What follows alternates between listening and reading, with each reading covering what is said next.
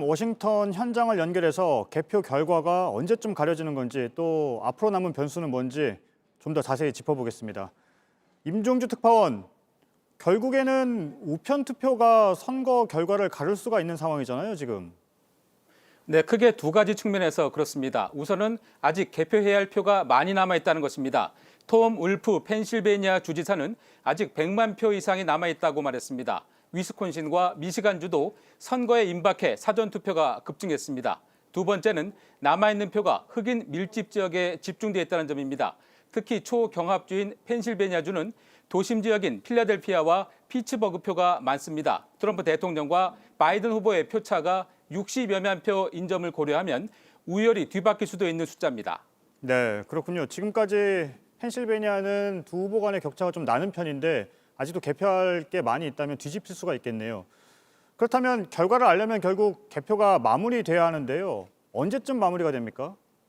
네, 그 부분도 주요 변수입니다. 펜실베니아와 위스콘신, 미시간주 모두 인내를 요구하고 있습니다. 펜실베니아주는 당초 밤을 새워 개표를 하기로 했지만 그 사이 새로운 개표 결과는 공개하지 않기로 했습니다. 위스콘신주는 마지막 한 표까지 마감은 없다는 입장입니다. 특히 펜실베니아는 오는 6일까지 도착하는 우편 투표도 유효합니다. 따라서 일러도 6일은 돼야 공식 개표 확정을 얘기할 수 있을 것 같습니다.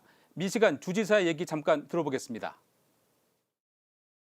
It's going to take us a little while to count, and that's why I think it's really important that we all prepare to be patient and make sure that we get this right. Democratic presidential nominee Joe 네, 방금 임종주 특파원이 말했듯이 아직 접전인 상황이고 안개 속인데 오늘 보면 트럼프 대통령과 바이든 후보가 서로 지금 승리를 주장하는 상황이잖아요. 원래는 사실상 어느 한 사람이 패배를 인정을 하고 나머지 사람이 승리를 선언하는데 오늘은 지금 둘 다 이런 입장인데 그러면 누가 승자로 확정될지도 불투명한 상황이네요.